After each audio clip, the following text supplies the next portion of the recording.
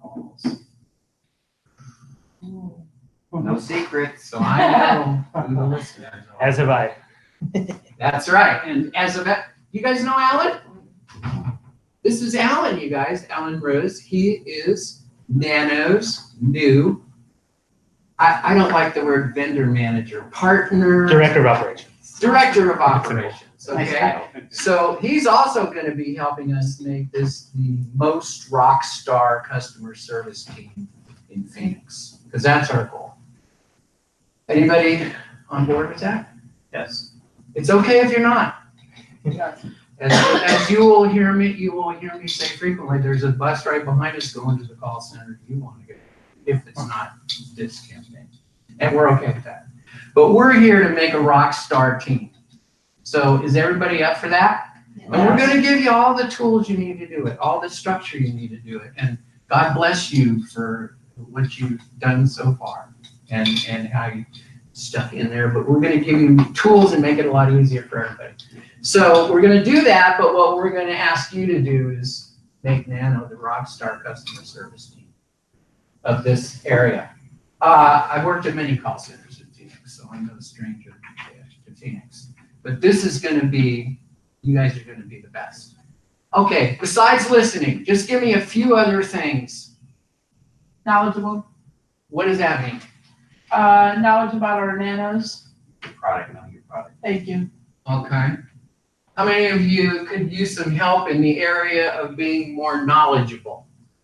Always. Oh, Yeah. It's ongoing. Good, I'm starting. It's ongoing. Okay, what else? Ask good questions. Asking good questions. What's a good question? What's a good question? Well, what level of hearing loss do you have? That's the initial one. Mild, moderate, or more severe. Okay. What else? Some of them don't know, but it's still a good question to ask. How many of you guys are on the sales team in here? One of you? Two of you? Okay, I've got two people that are on the sales team. Yeah, you're not in here by accident. I want you to go through this to do it. And then we're gonna have tomorrow a special meeting just for you guys. Okay, asking good questions. Anybody else? Good questions? What are good questions? I would like to know more about the XT rechargeable. You would, okay? You'd like to The know? new one that just came out. Okay. What would you like to know? It's got more surround sound. What other features does it have? Is it still chargeable for 2 hours and you still get 16 hours of use? Maybe our director of ops could tell you. We have a whole sheet that we're going to bring to you guys tomorrow. Okay. It's going to give you all the details because the new ones that were coming out are changed a little bit. So I'll bring that to you guys tomorrow. And y'all are going, am I live streaming to Mansfield right now? So, yeah. Mansfield. I think we should all welcome Mansfield. Well- Shout out. Welcome, Mansfield. Welcome, Mansfield. Mansfield. Phoenix here. Okay, so anyway, we have these binders. Everybody's gonna get one of these binders, and all your stuff's gonna be in there. So we're gonna have our customer service. We have a training module that's gonna be in there to talk about these things. And then we're gonna have all kinds of good things, policies and things that have been updated as fast as we can. And each one of you is gonna get one of these. And so if something new comes out, you just do what? Open a thing, put it in. So everything's gonna be in one spot. This is gonna be structure. What's your name? Brandon? Well done, Brandon. Everybody say hello, Brandon. Hello, Brandon. Did you just hear what he said? Say it again, Brandon. Structure. Structure. And a Bible. Anna, dude, you read my mind. I have You've mine. been reading I my have mind. to compare This yours is to mine. the Bible. Nano. Customer care, save the sale toolbox. You know why I call it a toolbox? Because you can't do the job unless you have the right tools, right? Right. Right. I'll tell you a story about that later. Or maybe I won't if I decide it's too embarrassing. All right, just give me a couple of more things about good customer service, asking good questions. I'm gonna put a star by that. Reassurance statement. Oh, reassurance statement. Brandon, that's the second time you've impressed me. What's a reassurance statement? You acknowledge the customer's issue. Acknowledge, tell me how that works. When somebody calls in and says, I can't get the sound in my hearing aid to work right, and then you say, I would be happy to help you get the sound working with your hearing aid. That's right. In customer service, that's called Acknowledgement statement. acknowledging statement. So assurance, giving assurance.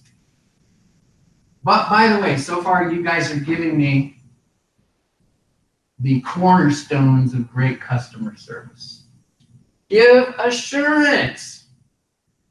You came to the right place. I'm going to take care of you. You're in good hands. Reliability. Not just what's your first and last name. I don't look at your name. Right. Don't do that. If somebody calls in and they have a problem, these people are hurting, man. They go, I can sing and my hearing aid is broken. I don't know what's your first and last name. You want Is to talk it- to them like you're talking to your grandparents. Yeah. You know, you Hello? ignore your grandparents or brush them off real quick. Yeah, Right. everybody's calling in is elderly, and most of them can't Right. hear. So you guys have to be patient and just speak to them completely respectful. Exactly. Like I would even recommend. How you Does want- everybody here have a grandmother? You don't have a grandmother No, mine all passed. or a grandfather, but you Mine all did you ever passed. know them before they all passed? I did. So you had them. All right. Everybody had them, right? And we learned from them. Yeah, sure. You learned from them. Who did you learn from? My grandparents, my Yeah. mother. If I asked you to describe your grandparents in one sentence, what would you say? They're awesome people. Caring. Oh, hello.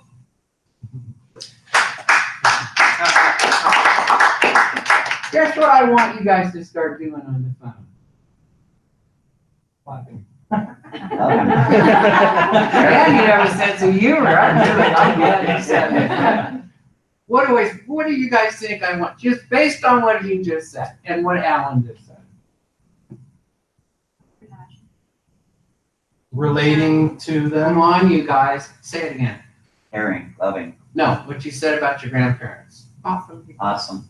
They're awesome people. What do you think I want you to do on the phone from now on? Who am I talking to?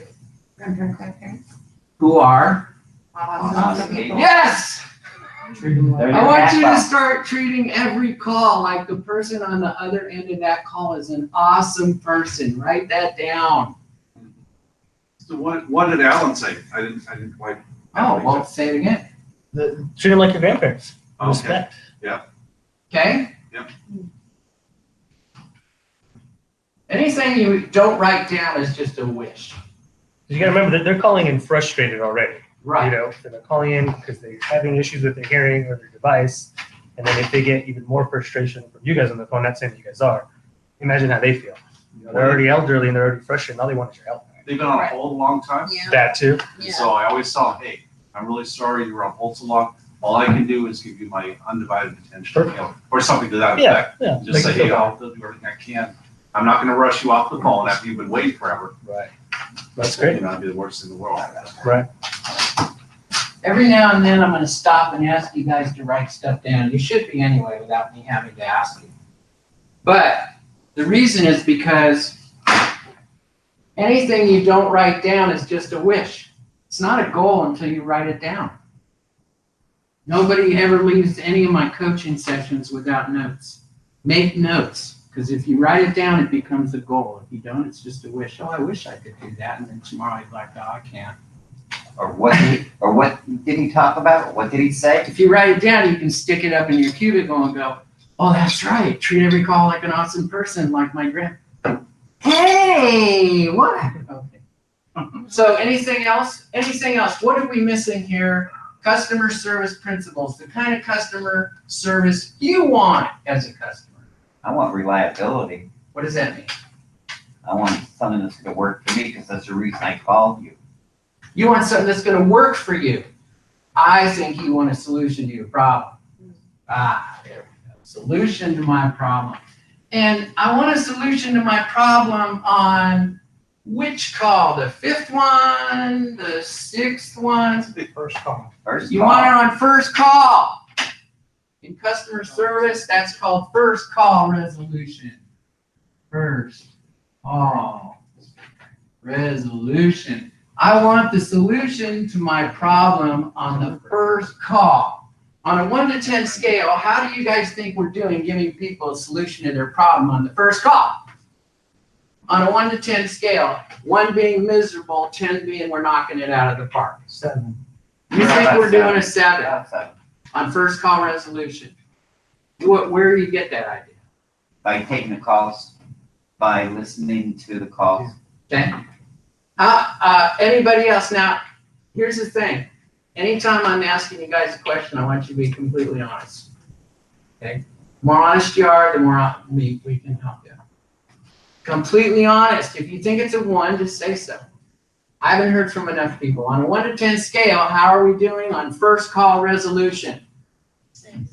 Mind you, I've heard about 200 calls before I came out here. You think it's a 6?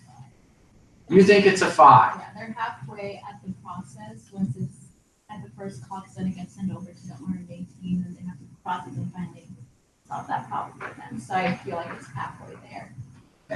Well, that's good. About halfway there. And I like that you told me what you need to get it the rest of the way. So see, we're not playing any kind of blame game here. We just need to spot the trouble spots. And since you guys are on the front lines, you can help us do that. While I'm here, I'm gonna have a focus group just for that very purpose, to get all the issues out here so we can fix them. We're here to fix them. Okay, perfect? You like that? I said perfect. Casey. Perfect. Casey did, perfect. Why you say that, Kate? All on the same page, right, Case? We all need to be on the same page, the problem Right. areas. And this is the week for us to get on the same page. I love Can it. I hear a hallelujah and an amen? Amen. We're going to church now. We're going to church. Hallelujah. We're going to do that. Okay. So, thank you for being honest, because like I said, the more honest you are, the more we can help you. Okay. We're not looking for anybody to blame. We're looking for solutions. Okay. So we have quite a range of thoughts about first call resolution, from a 7 to a 5. Does anybody think we're at a 10? No. Does anybody think we're at a 2? No? Okay, good. All right. Anything else? Core principles of world-class customer care. You know what I'm actually calling it now? Customer experience. I'm calling it customer experience. Because really now, this is what people are looking for, is an experience. You know, the customer service interaction is very emotional. You guys know that? Very emotional. What kind of emotion do you think they're in when they call? They're upset, right? Or stressed out. If we don't recognize that, so I want you all to write this word down, empathy. Empathy. It means more or less, I can feel what you're feeling, and I acknowledge that you're feeling that. I'm so sorry you feel that way. Empathy. That changes the whole tone of the conversation as soon as Sorry you feel that way. I'm sorry you had to experience that. Okay, but here's what I'm going to do to take care of you. Let's get this problem fixed. Okay, assurance of effort. Okay.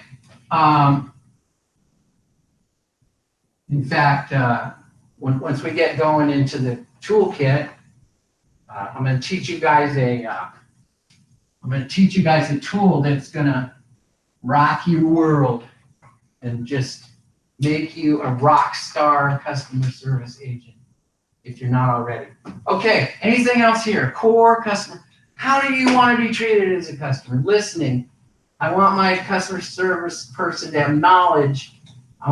They ask good questions, assurance of effort, solution. I want my problem solved. What else? Attitude.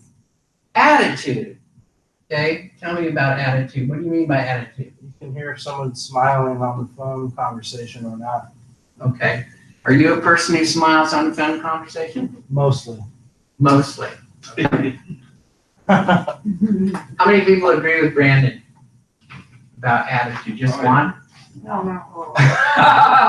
Just one, who's leading? Because right there, I was gonna be like, okay, you guys can. More hands. Remember that bus? Remember that bus? There's a bus right behind us that's going to the call center where you can have a bad attitude. Why don't you, we'll let you off here, you can get on there. Attitude is everything. Why you say that? What's everything?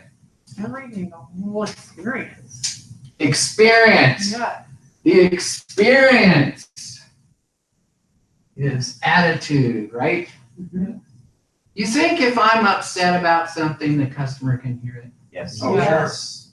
Can they? Absolutely, without a Yes. doubt. Yeah, yeah, that's, you have to get game ready before you go on the phone here in the morning. Oh, tell me about game ready. And no matter what's going on in your life, you're like, okay, well, I'm here 8 hours.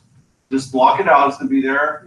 It's gonna be there at 4 o'clock. It's like, it's not gonna do me any better to think about it in my subconscious, because that's my process. I just got finished with a project up in Portland with a customer service center. And you know what we did? We made up this massive banner and it covered this whole wall. And when you came in, you could see this banner. And the banner was a whole bunch of suitcases and rolly bags, like when you get off the plane and they have these on those little short flights or little Checking your badge. checking. And Check your problems in. leave your baggage at the door.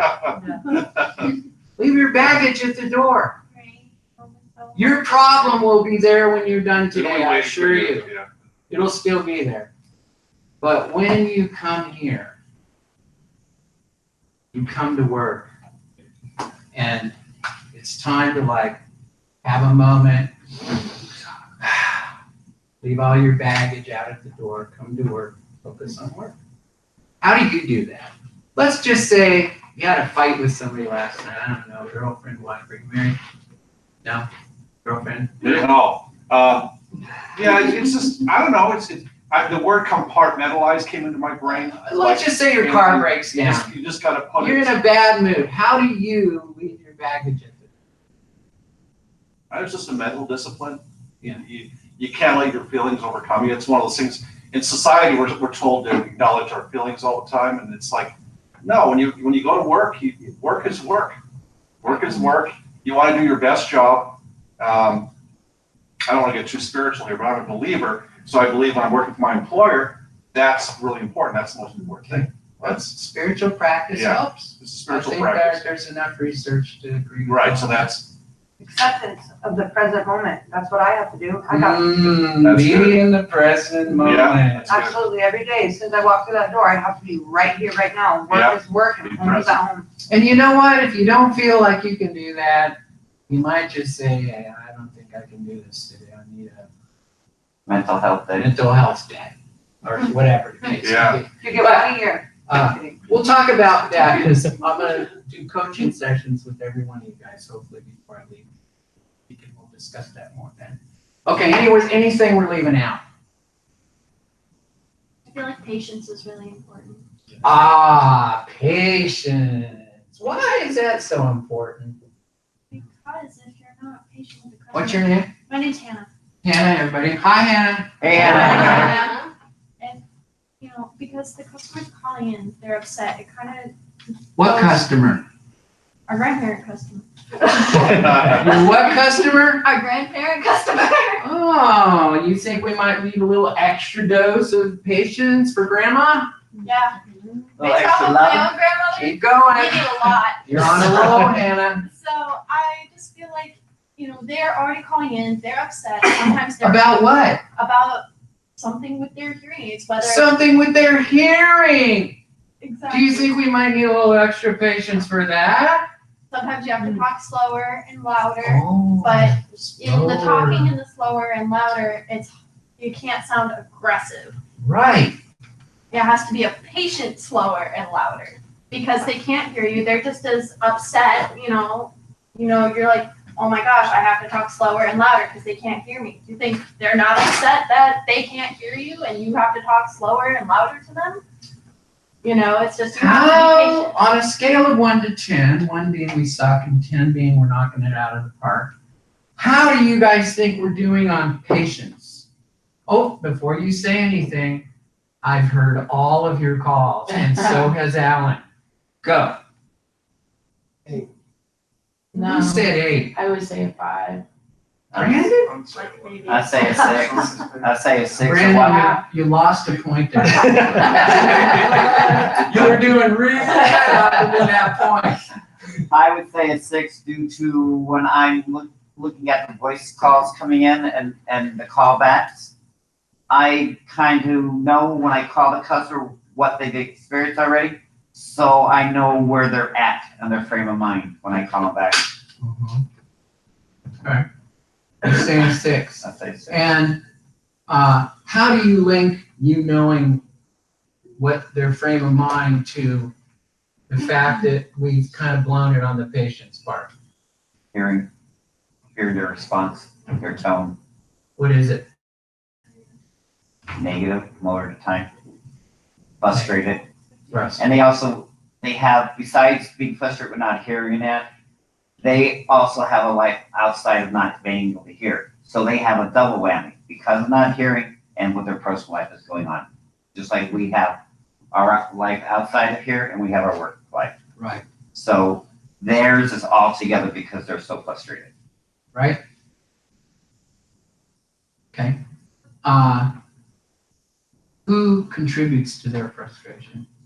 We do, if you don't handle the call right. How many people agree that we contribute to their frustration? Good, because we always contribute.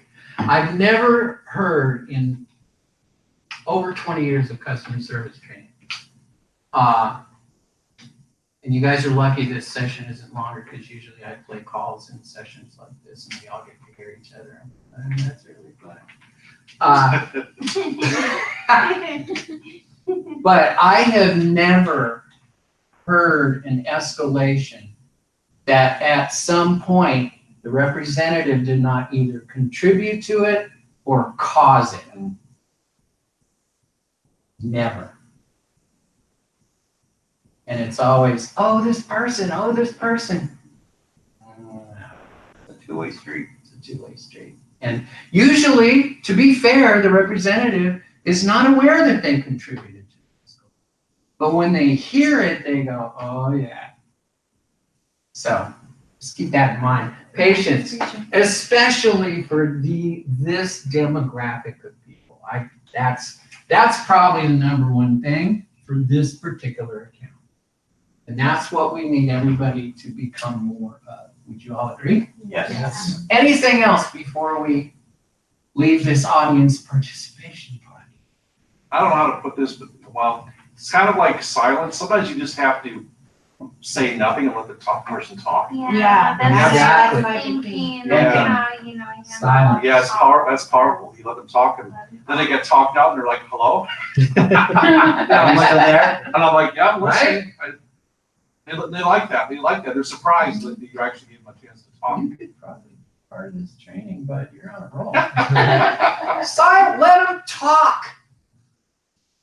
You know, this frustration's been building, and then they finally get somebody on the phone and they just want to let it out. Let them. Yeah. Don't interrupt them and say things like, you're not listening to me, man. So we're listening to them rant and rave and then take care of the solution. There is a way to politely interrupt somebody. It's not by saying, you're not listening, man. That's not the way. Yeah, And I'm not making fun of you guys. I've been on the phones. I started out my career on the phones. I get it. I know what you guys are up against. It's just, most of the time, it's just awareness. I play calls to people and they go, oh my God, I never knew I sounded like that. Like if I would be upset with myself if I heard that, a person like that on the customer service. So I'm not making fun of anybody. I'm just saying we need to be more aware. Yes. No, it's I fine. cut you off. No, you're fine. No, it's okay. Are you sure? Yes. Okay. Yes. When they're going on and on and on, I may say, may I ask you a question? Because they're kind of. Dude, now I'm getting more convinced that I could probably go get a pastry or something. Should we go to lunch now, You're too really? And let you Go to take lunch and over. let him. Tell me more. Go.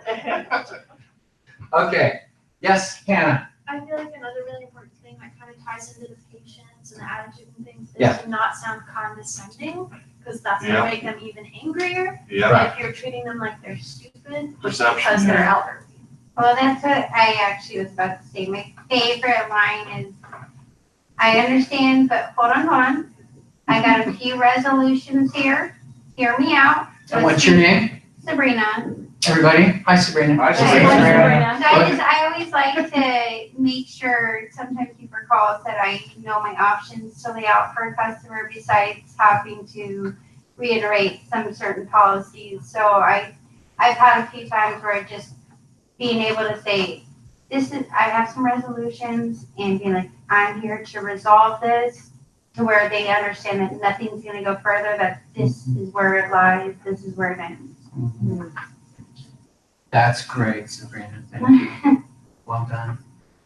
Okay, anything else? Am I missing any? Who hasn't spoken? Yellow shirt guy. What do you got to say about all this? I know you have thoughts. Let's hear them. I don't know, I was thinking about the empathy before you brought it up, but Tell me what you would think. it's just important to make sure that you listen and understand the customer's needs before you're able to find a solution. Exactly.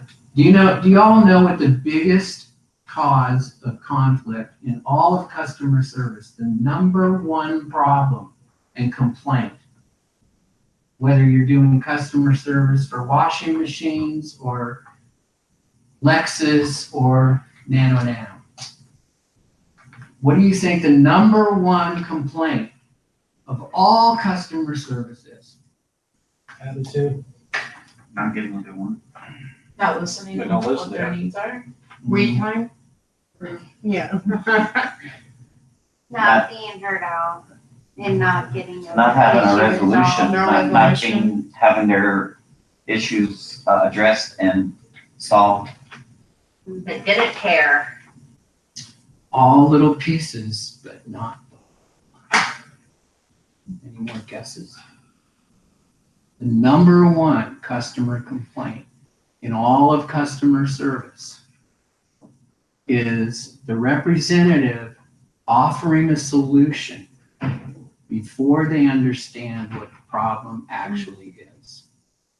Didn't identify it. How many times are you on the phone? And I know, because I've heard your calls, don't lie to me. How many times are you on the phone and 10 minutes into the call, the customer's like, that's not my problem. And you've already gone up what I call the ladder of inference, which you've already made assumptions about what you're hearing that are basically stories you're telling yourself because you're not actually hearing. And the customer says, that's not my problem. It's this. And then finally you land long enough to be like, oh, that's the thing. Just think about that. That's why one of the most powerful customer service tools is restating the problem. Every customer service representative should be restating the problem before you move to solution. So what you're saying, Hannah, is that you've tried this, you turned it up, it didn't work, and that's the thing, right? Is that right? And when they say, yeah, you nailed it, Hannah, then and only then do you move to a solution. Okay? All right. Okay, I'm having one more chance to add something to this list and be a hero. What is it? Oh, wait. I haven't heard from you, ma'am. What's your name?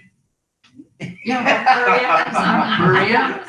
I just haven't, I don't feel connected with you yet. Can you say more about what you're thinking, Maria? Well, I'm just listening. I've went through a lot of calls myself, obviously. The only thing I don't like about customer service, where there's a lot of patients as well, is where they call you out of your name. So it's basically like silence, because I just let them talk. Before they even start, oh, well, you know what? They start calling, cursing at you. So I'm just listening. I'm like, oh my God, really? But it's frustration, because the problem is the product and not They working. start cursing at you? Someday. Yeah, we get a lot of that. We have to I actually just- say, please don't talk in this manner. Refrain from using that language or we're gonna have to discount. It's a good time for the mute button. I just put the mute button and let them talk, and finally when they get Yeah, tired, I'm just that like, one okay, I'm ready. But Yeah, better hold bet, it. Yeah, so I just let them go and go and go. Okay. And what was the thing you said at the beginning? At the very beginning, something that you didn't like, you don't like about customer service. I mean, I do like customer service, but I have to, I listen to them first, and then, when I start to talk to them, or when I say something, I don't know, I just bear with them and help them out, and at the end, I save the sound, because I just let them talk. So that's me, I won't let them go until they're actually happy. They start off. So, I don't know about it, but you're saying you can't get a word in because they just want to say a whole bunch of things, right? You just gotta let them go. You gotta Let them talk, let them talk, yeah. let them talk. The patience. Okay. Lauren, Yes, I haven't heard much from you. Tell me what you think about all this. What's going on? I love it. Great. Like I feel as though it's all about experience, letting them talk, letting them vent. They've obviously been on hold for a little while. I'm sure they've had a lot of time to think about what they're about to blurt out at us. So, Yeah, they have. Some of them have probably practiced it in front of the mirror. exactly. Yes, definitely. And just like, as with anyone, like we all work hard, and especially when we're old and retired, we earned that retirement, all that stuff. So, and we're going to invest in something like this to better our life. I would expect myself being, you know what I mean? I worked hard to get my retirement money and be able to save up and buy this and enjoy my life as I finish my life, because the majority of them are old. I expect great customer service. You all hear what she just said? Absolutely. See? They have a whole, set of emotions and place they're coming from. Yeah. And when we connect with that, it changes the whole tone of the conversation. I haven't heard anything from you, sir. What's your name? Marcos, what do you think about all this? That patience is good, don't let it bother you. That's it? Yeah. Perfect. Your name? Trisha. Tisha, I haven't heard much from you. I'm sales representative, but I'm learning too as well with this because when they do call and they don't get their calls through them, I try to help what I know when I can help. So I'll study the product and I'll study the hearing aids and look at them, which I know I can learn more because sometimes I do get stuck on the questions that they ask me. So they know like, okay, so you don't know that this much about the product, like let me talk to somebody. So I know where I need to learn at in my, Okay. and where I'm at.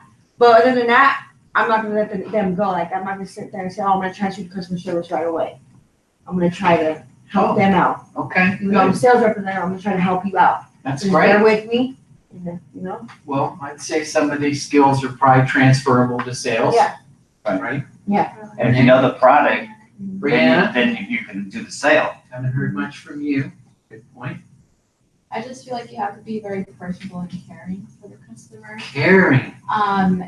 I've had previous occasions where I've had to deal with the actual customer sending out the death certificates over new policies that have been implemented. So you don't just want to get to the point by just giving them the information they need and saying, hey, this is over. Like you want to put yourself in the customer's shoes by being caring for them and knowing what they're going through and their grief, and then helping them out by giving them that solution. Like that's definitely essential. Caring. That's why I call it customer care. Caring. Brandon.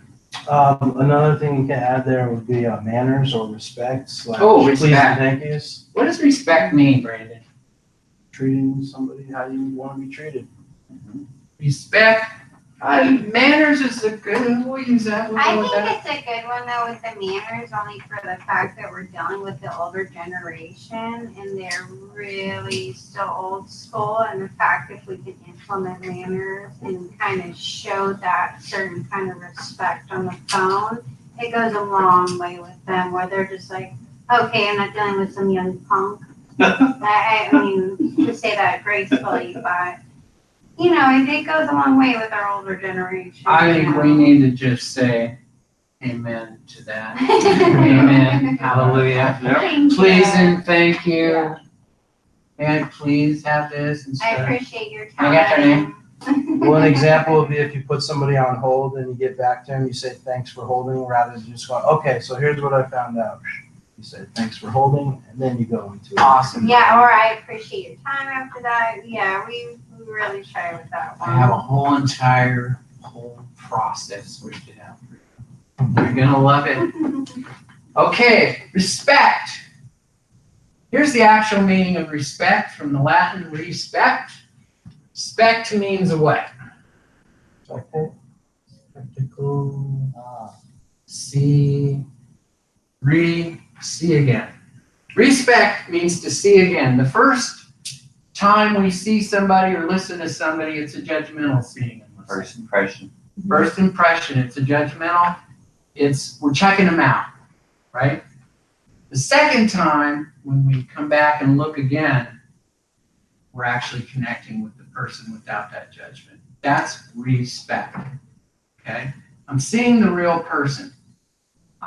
If you want another definition, it's putting as much weight on what they're saying as I put on my own, which usually we don't do. Because usually we're selfish and separate and superior and all that kind of stuff that the animal reptilian brain does all by itself without improvement. Ergo, awareness, mindfulness, making a space to go, wait a minute, is that how I have to be, or can I be something different? Yeah, you can be something different. You can just take a breath and let that first speck go by, and take a breath and do the respect, which is to see again. And then you see a person like yourself. That's what you're gonna see. If you're seeing, that's what you're gonna see. Okay, haven't heard a lot from you. I'm Jenny. Hi, Jenny. Hi. I haven't done customer service in so long. I just got back into it. I've always worked with the mentally handicapped, high functioning. Oh, So you worked with the mentally the handicapped. cognitive disabilities for over 25 I would years. imagine you'd have to have. Patience and think if I was in there, she what quality of care would I want. So that's what I try to do with my customers on the phone. So try to resolve, listen, resolve. How can I help them a little bit better? So. Listen, resolve. I like it. Okay, what are your thoughts, Alan? Yes. Yes. No, everything you guys said. I Everything. love, yes. Everything on there is extremely important. Like I said, and I'll keep saying it. You got to treat them like they're your grandparents. You wouldn't be rude, disrespectful, brush them Matter of off. fact, Alan, It's super. I have an idea. What if they put up a picture of their cubicle? Check it out. The That issue could with help. that It is is a lot of times you come in and that's not your desk. I mean, we don't, Oh, darn. like on the weekend. How are we gonna solve that problem? Assigned seating. More equipment. Okay, we have your manager in here, so we'll get on that. No, wouldn't that be, I mean, if you had a picture of your manager. Yeah, but then you have different departments and some people might just steal stuff, so I just don't bring my stuff in. No. In a call center? No way. Not happening. I'm not Call center, you gotta be kidding. Okay. Oh, let me borrow this. Yeah, right? We do You have, never see it, yeah. I wish I could talk to these people in Mansfield, but all I see is a picture of me. Hi, guys. Anyway, I can't help it. I mean, maybe me and Alan will come there someday. Now, do you live in Phoenix? No, I live in Oregon. Okay, here's the deal. We got a lot of important things to do. You should be able to hear them. For the remaining hour and 15 minutes, we're not taking a break. But just stand up and shake it out a little bit, because if you feel like it, but if y'all are just like so sedentary that you don't want to get up, that's okay. No one moves. But if you want to get your, do a little yoga, you know, what is it? Stretch. The warrior thing. Downward dog. I don't wanna, I stray precariously close to HR limits once in a while. And I've been really trying hard not to go there. Because when you're funny, you're taking big risks. Some things aren't funny to people, and then you get called in, and did you say in a thing that's that's, we don't allow that. And I'm like, I was just kidding. And they're like, yeah, but this person was really offended. They wrote a big letter. Okay. Now for the moment you go, what are you for? Could I get a couple people to help me pass out these binders? Just hand one to everybody. Oh my gosh. Got that? My necklace is stuck. Thank you, Yeah, Lauren. you got some more. I know. Thank you. They're talking here. Yeah. Yeah. I'm not getting it. There's sales with that. And where are, Thank you. you got, I got one. Brenda, I got you one. Alrighty. Any more? Hey, here it is. We're good? Are we good? And no, you can't have two. Okay. So I want you to take this and put your name on there. These are works in progress for a couple of weeks or so, and then we're gonna finalize them. And when we're final, we'll have your name on the front, because this is your book. This is your book. I want you to cuddle it, hold it, hug it. I want you to love this book, because this book houses the secret to your greatness as a customer service representative. Information of the updated warranties and all the Yeah. fun I mumbo know. It's got it. Now, we're probably about 80% there, to be fair to you guys. Well, I'll be honest, I understand that. But isn't that better We're still going through, the cutoffs of when warranty changed, when certain things change, so we're going through the months. So we still acknowledge that there's still another month to 2 months to go through. What's your name again? Sabrina. Through the changes, so we do acknowledge that, so we're hoping, through these changes that it gets solid to where once we reiterate things to customers, it's just completely solid, because we do have to look into accounts and acknowledge purchase dates, certain warranties, That's certain true. issues. Where do I so- get one of those rockin' lanyards? Oh, you gotta work here. I think we could make a option. Can somebody get me a lanyard? All right, Can we have one with Nano on it too? yes. Hey, we can That's do true. that And we right need a sign for now. Nano. You Musicians in the crowd? You're a musician, Brandon? What do you play? Guitar. I think you need to write a song about Nana. I I do. I'll do I a jingle. seriously do. If, Do a jingle. when you have a song about something, it just makes this connection. It just bypasses everything. It's just like, and you get really into it. It's like you own it. It's like, Nano, Nano. Batman, boom. And I love you, Nano. Can't hear so well. and get it in. My name's Brandon, and I help you out. Something like that. I'll shout out loud, yeah. All right, here you go. So take it and write your name on the front page, and love it and hug it. It is your key to success. Not just at Nano, in life, folks. How do you think having all these qualities would help you in other areas of your life? I like patience, I got 4 children. Hello?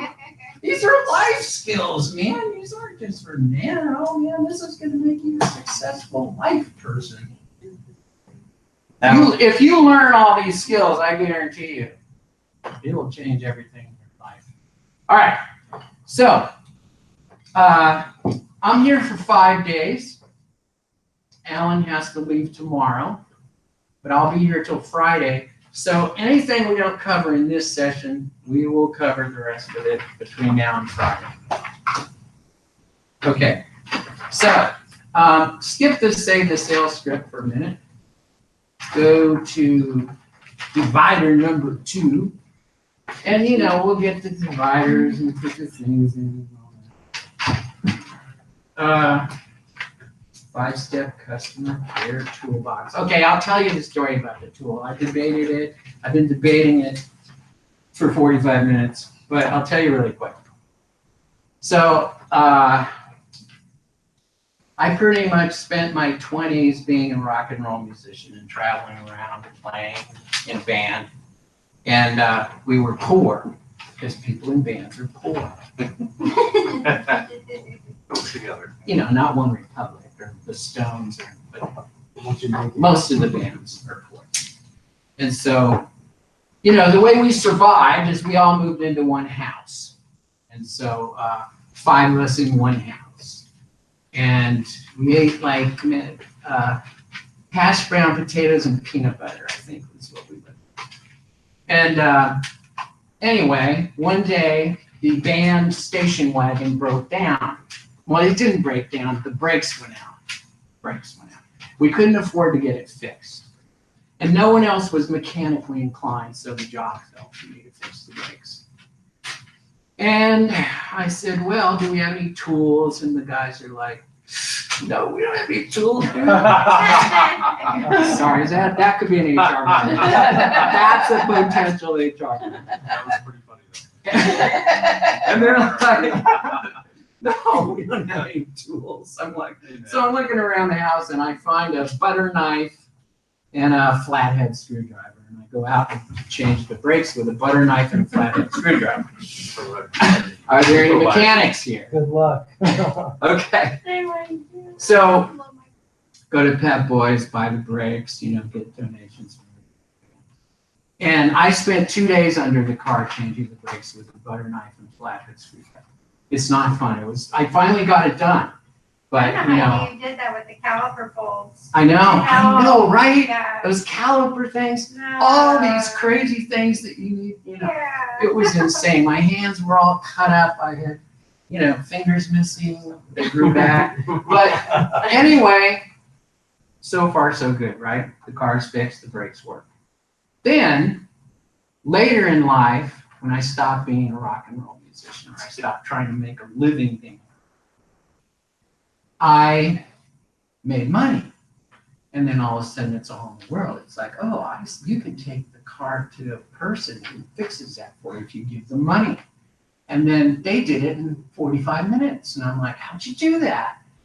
And then they showed me all their tools. And I saw that when you have the right tools, it's a walk in the park. They didn't even break a sweat. They were like, well, your car's done. I'm like, how'd you do that so quick?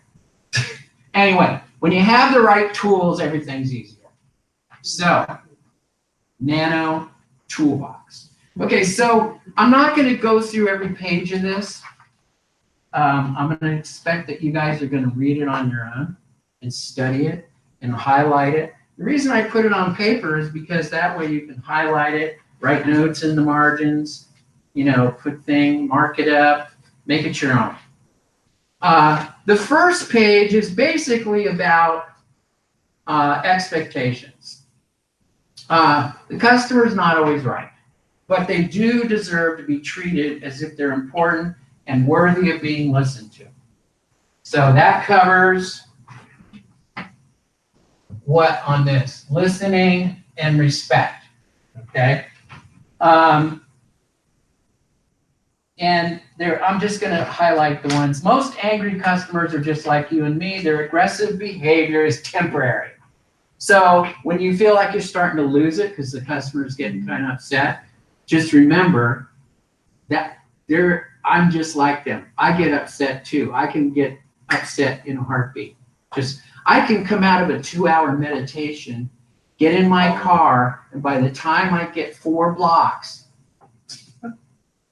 I have road rage. I have condemned people to hell. I have called people names I would never do in a million years if I was at a bar with them. I have like accused people of behavior. I mean, it's insane, right? We get angry. Everybody gets, remember, they're just like you. That's the thing. That's the ultimate thing. They're just like me. I'm not separate from them. Most customers aren't ready to problem solve when they're upset. Yeah, I hear this all the time on the phone. And not just you guys, every customer service department. These are common problems. If you don't have the right tool, if you're trying to do it with a butter knife, it's not going to work. So the thing is, I do hear people cutting off people who are angry and trying to problem solve. You can't problem solve with somebody while they're angry. Okay? Getting on the same side calms your customer down because it helps them not to target you as the enemy. Yes. I just want to throw this out. I like to say to a customer, I agree with you. I agree with you. That's great.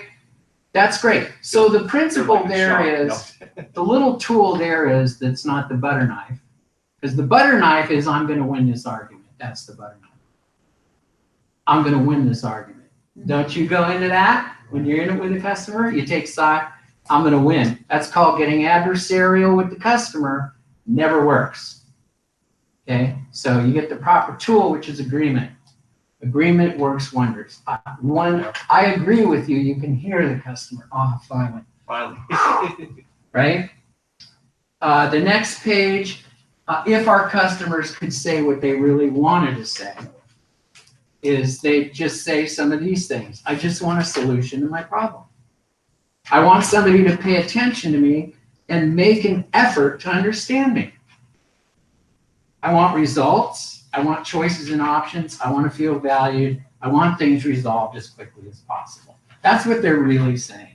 And this book will give you the tools to do that. I have a question on this because a lot of times customers may need their earbuds broke or split, or they need more tubing, but we don't have the product in, and it takes months for that stuff to come in. How can we solve that problem? We're always telling the customer it's on back order, but I say 2 to 4 weeks. You may get it sooner. We're resolving all the backorder issues. That should be done in 7 days. But if something's not there, you just want to upsell into the product. But for tubes and don'ts, Until they get in stock, that's the only option. Either that or you make them wait 4 weeks. understand. So what was that again? Makes sense. And the backorder issue should be done in 7 days, but until then, you want to try to upgrade them to a different product, because if not, they're going to sit there. What if they don't want to upgrade Charging though? them the That's their only- difference in that's it, the only that's option. straight then? You would, only the difference, but you credit them for what they've already paid. Well, of course, I mean, I just, wanted to see if there was maybe a different, better route because. Well, the goal's to have nothing on backorder, Well, of which, course, but basically, with what she's reiterating, we do have some customers waiting a month, which you did say 7 days. So then when we're trying to, yeah, we can push for that upgrade, which is no problem. We do that all day, but Right. to have them pay a difference when it's a first time customer, I feel that that's not appropriate because this is the first initiation with this customer. Right. This is the first order they made, and now they're waiting. And then we're gonna ask for more money to get them a different product to get out sooner. I agree with you. That's a problem. And the whole problem is the backorder issue. It's trying to be fixed. But when I say 7 days, I mean it'll be done in 7 days, and we won't have backorder issues anymore. Of course. So I guess what I'm getting at is when we have those customers that are at a month to more, is there a better route than trying to force more money out of them to initiate If you a can't better upgrade first them, contact? Yeah, if you can't upgrade them, then you can get approval from a supervisor to ship them a different product. Okay, Yeah, we can do yeah, I just. But that's case by I- case. We don't I offer only that to just see everybody. it, Of course, case by case, but I only just see it from initial first I order. agree. This is our first engagement with the customer. We want this to go beautifully. We Right. want them to know that we're here, we're customer support, we're taking care of them. And I apologize for this back order, but we're gonna do something better for Right. you. Right. Instead of, we're gonna hit you with this. Right. So, it's just, sorry. Would it help if we had a piece of scripting for that situation until we caught up, or? Well, it's just like also when you want to, we're in customer service, we're supposed to satisfy the customer. As me as a customer service agent myself.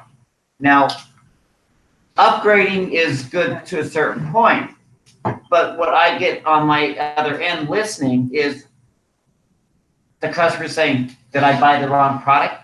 Are you selling the wrong product? Is it it's inferior?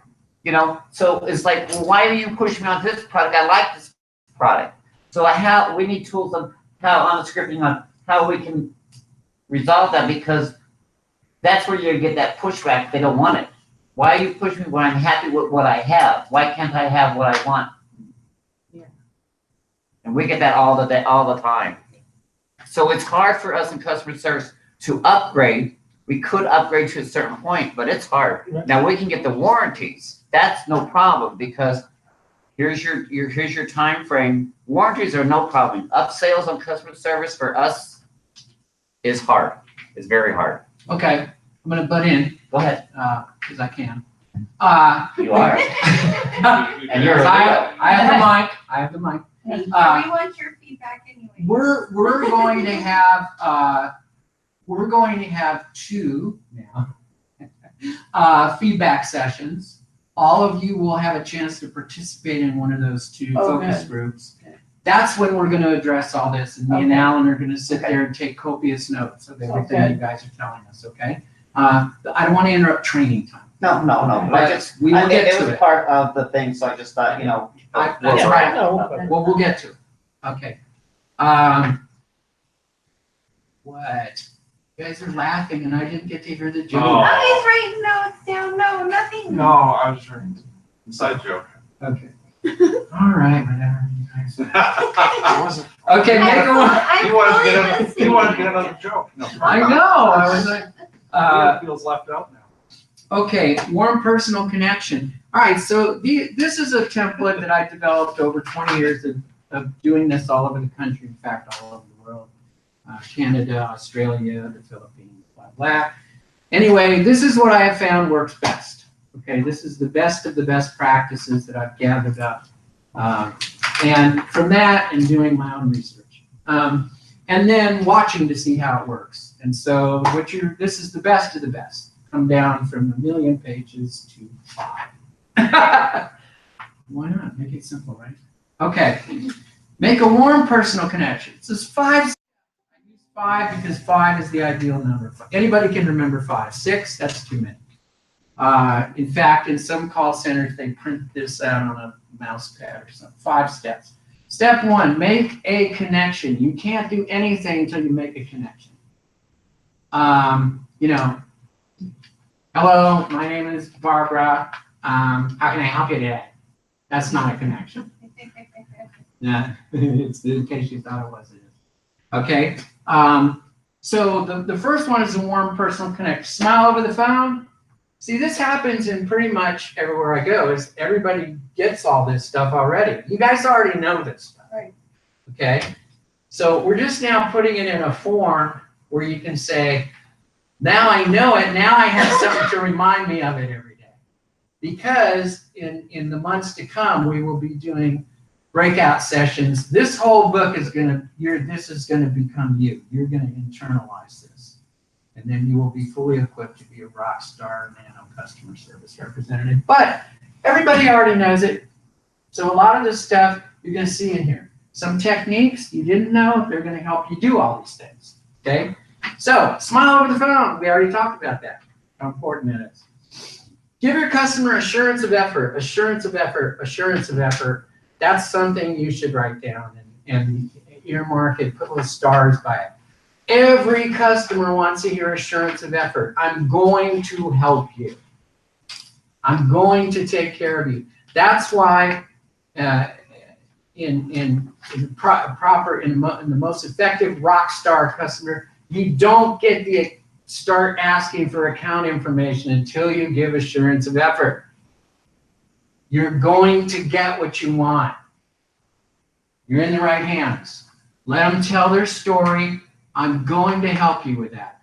And so that I may better help you today, can I please get your first and last name so I can look up your. That's the proper way to do it. Otherwise, what are you doing with that warm personal connection? You don't have any. That's the trust. Anybody who wants to return something or cancel something, the trust has been broken. My job is to rebuild trust with my customer. Would you do that in the same as like a sales representative too? Right? Absolutely. Absolutely. No, I do that, but I was like, can I get your name first so I can better assist you? Yeah, look, here's how you answer the phone. Thank you for calling Nano Hearing Aids. This is Leo speaking. Who am I speaking with?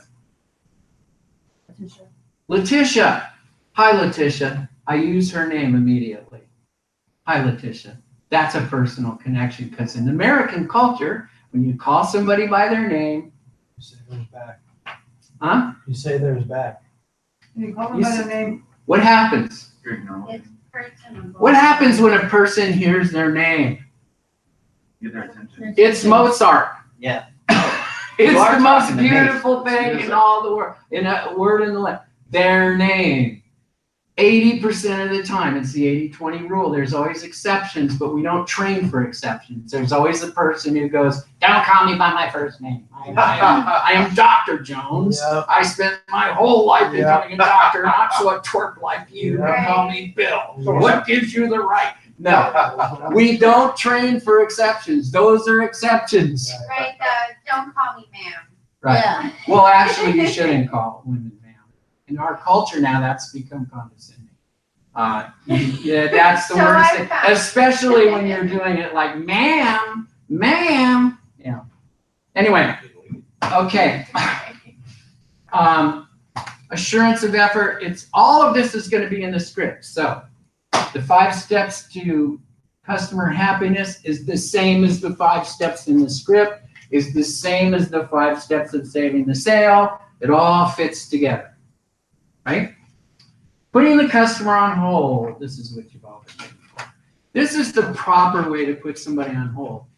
Every little piece that we do in here builds trust, builds customer loyalty, builds trust, makes people feel good, gives us a better chance to save.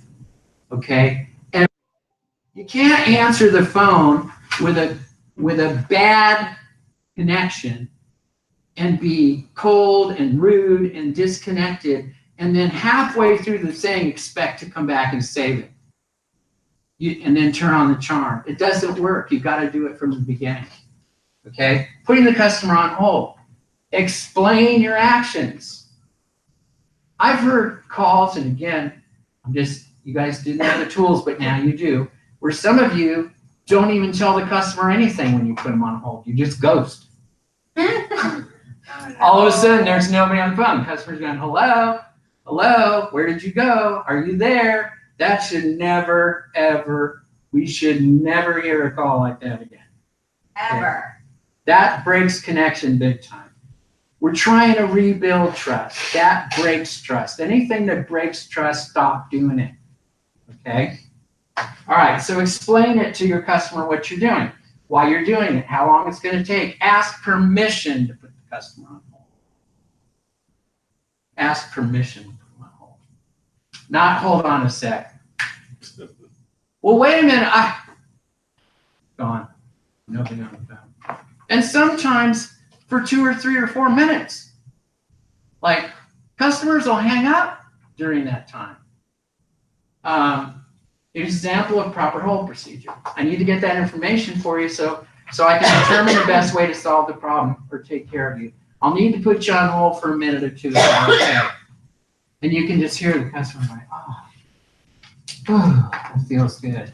Yeah, go ahead. And then they know what's going on. Okay. I've actually put persons on hold and then I listen to their conversation as I'm trying to figure out something. Right. And then that's how I go back on the phone because I'm like, oh, I do acknowledge your frustrating situation. I looked into your account. I got a better resolution. So. That's brilliant, Sabrina. Thank you for giving that testimonial. Step 2, identify the problem. I put clarify in there because a lot of times we think we've identified the problem, but until we've clarified it, we really haven't identified it. And there are clarifying questions. Some clarifying questions. Could you tell me more about that? What's your experience with that? Would you mind elaborating on that? If you're not getting the actual problem, you need to ask more questions. Clarifying questions.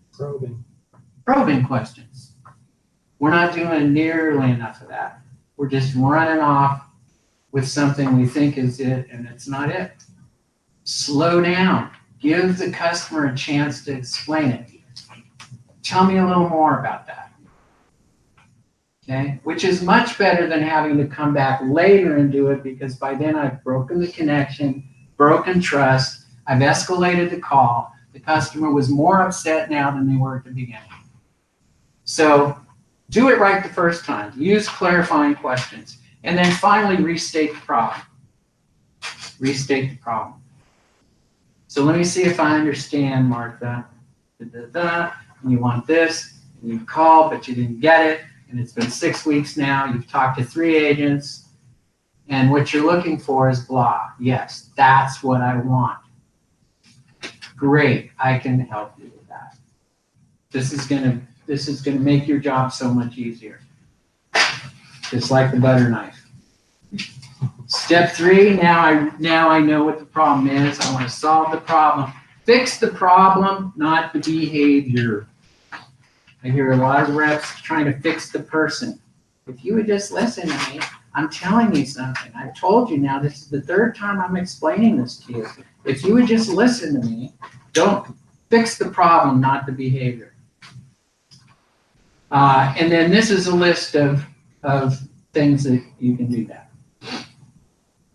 And I'm going to let you guys go through those, okay? Because I want to make sure we get through the script in this session. 4, take action.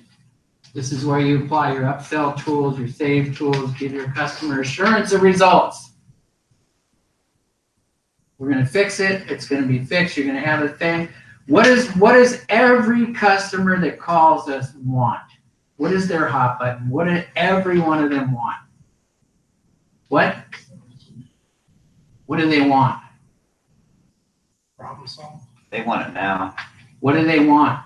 Resolution, What do they want? product, What do they want? hearing. To hear. To hear! Hallelujah! They want to hear! They just want to hear. So, in order to get you hearing better as quickly as possible, this is what I'm going to do for you. That's music to their ears. That's all they want. They just want to hear. It's that simple. That's our job. Step 5, summarize the conversation and follow up. And you're going to follow up. Always at the end, summarize the conversation. So, Sabrina, this is what we talked about. You have the thing. You're going to send it in. We're going to send it back. Make sure you tell them the right amount of shipping time. Don't tell a customer it's going to be there in a few days if you know dang well it ain't going to be there for 2 weeks because you just generated another call. New tickets. More tickets. Tell them the truth about shipping. You can say whatever you want to make it sound good. You know, we're having everybody wants this thing now. And so because of this temporary situation we're having, it's going to be 4 weeks, but you're going to be so happy when you get it because you're going to be hearing. Sorry about that. But if you don't have it in 4 weeks, give us a call back. Sound good? Okay. Tell them the truth about shipping. That generates tons of extra tickets. People, and especially in sales. So is that 2 to 4 weeks or? Yeah. Just tell them the right amount of Because it's time. 2 weeks on the. This is 2 weeks. Yeah. I like to tell them they're gonna get an email with their shipping and tracking number, and then they can track it from here on out. But then they shouldn't want it, yeah, that's true, but then they shouldn't, I don't know, I just feel like it's our. Well, by the time we leave here, we'll know the right amount of time. Just tell them the right amount of time. I know how it is. I've been in sales. Oh, it's good. You should have it within a few. You know, sometimes people say three days to 10 days, and you're always gonna err on the side that's gonna get the sale. No, if it's 10 days, then you say it could take 3 to 10 days, but please don't call until 10 days, because a lot of times, depending on where you're at, it takes 10 days. I have a question. question, I mean, I don't wanna go off board here, but how come we don't offer expedited, service delivery? Cost, Really? almost 3 times as much as what it costs us now. Yeah. Hey guys, let's make sure when it's like product question or warranties and things like that, those are all great questions Focus for the group focus question. group. Yeah. Let's focus on training and scripting in this one, okay? Yeah, we're not That way gonna we get a can stay on chance. topic. De-escalating angry customers, page 7. Say, why are you laughing, Sabrina? Oh, I handle a lot of the Escalations. de-escalations, which is wonderful because I just. This is your Bible. okay. Yeah, so. De-escalating anger. A lot of the points here have already come up in class. I'm not gonna go through them, but this is one of the pages that should be hanging up on your cubicle, all highlighted and marked up in marks. De-escalating angry customers.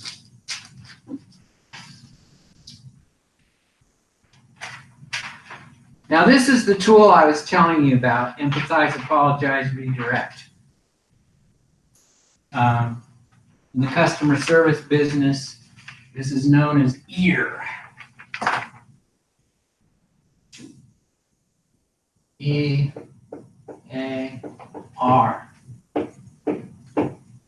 If you master this tool, you will rarely, if ever, create an escalated call.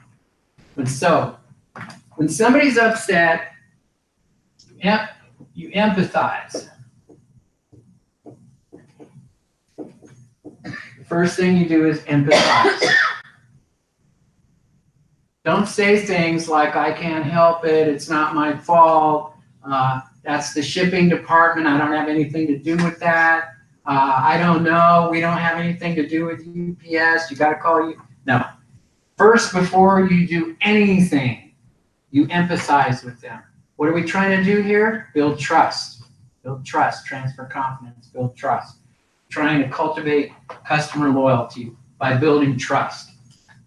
Empathetic phrases. It seems like you're pretty upset about the delay.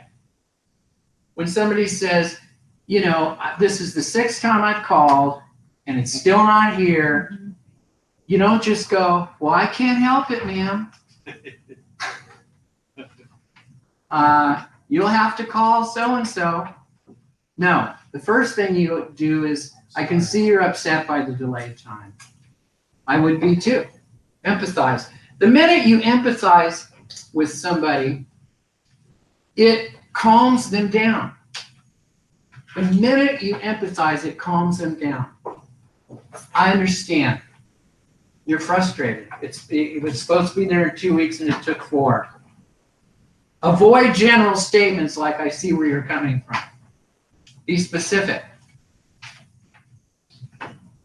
Secondly, apologize. If we made a mistake, admit it. Admitting mistakes builds trust. Keep the apology short and sweet and immediately move on to the solution. Hey, I'm sorry I'm sorry you had to experience that. I just tell them I would feel the same way. Yeah, that's empathy. I would feel the same way. Yeah, I'm a Okay. consumer at the end of the Right? day, so I get Because it. what are we doing? I'm connecting with them now as a human being. I'm giving them assurance of effort. I'm building trust. Empathy is an immediate cuts through all of the other stuff and goes right boom. And then they're like, oh, thank God somebody understands. You're the first one that actually even said anything about it. You know those comments, you've heard them. Especially like when they call like me and then I'll get their name and stuff down and then I'll pass it to customer service for them and they feel more comfortable. Right. Yeah, that's right. Rather than just saying, I'm sorry, you're gonna have to hang up and call another No, number. I try to help them as best I can. Which one builds trust? Which one doesn't? Take the one that builds trust. Don't do the other one.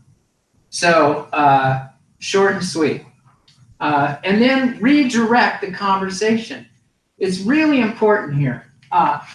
You want to know what the biggest thing is that brings connection with your customer? The number one thing. Take a guess. Anybody? Disconnection. No. No. Come on. Be courageous. Huh? I didn't No. say anything. Courageous. Be courageous. Suggest something even if it's wrong. No. Here's the thing that breaks connection more than anything else on the planet. Ignoring the customer's actual needs. Silence. Scoffing. Scott. Oh.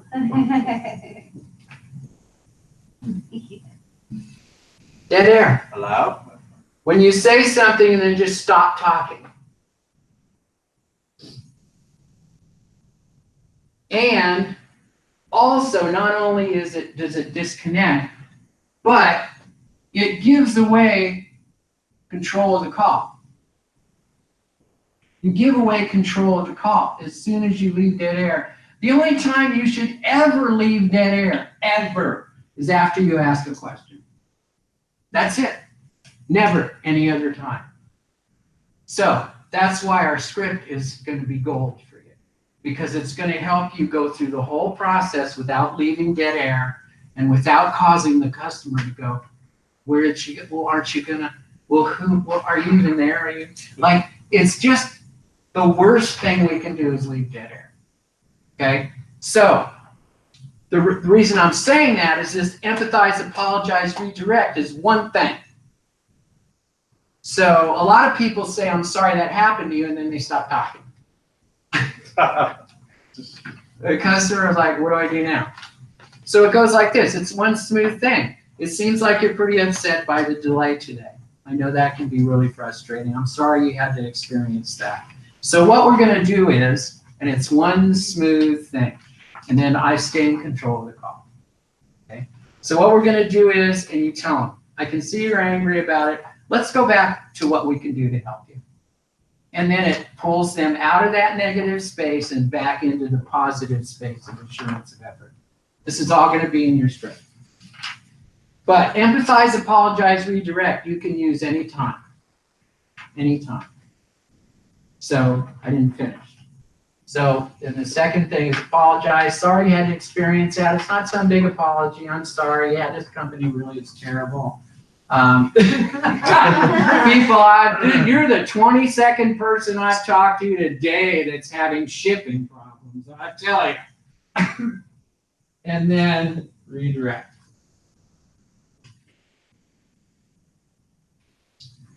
Okay, that must be super frustrating. I understand. Sorry you had to experience that. Let's get back to what I can do to help you.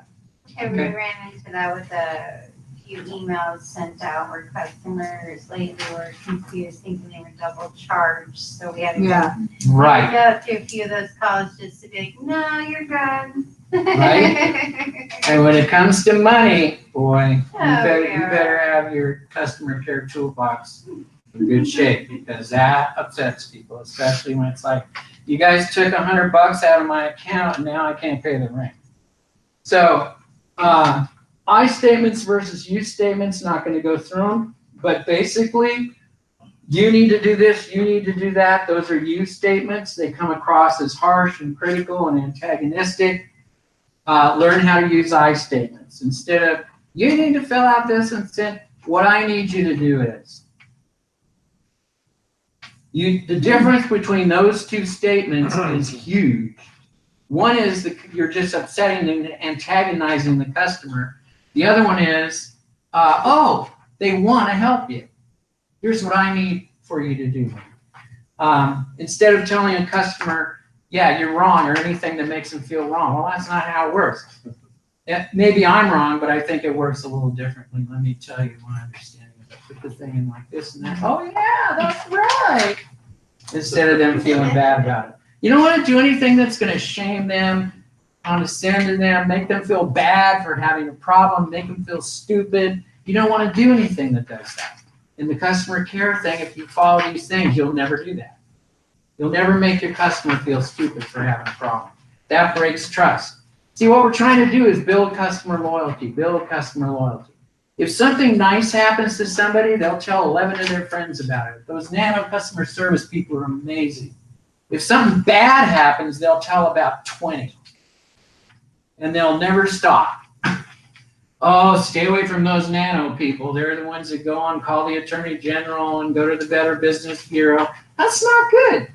You know, we don't want to purposely create ill will within our customers. We want to create customer goodwill and loyalty. And this will do that. Okay. So now, tick tock tick. We have half hour left. Here we go. Okay, so let's look at the script.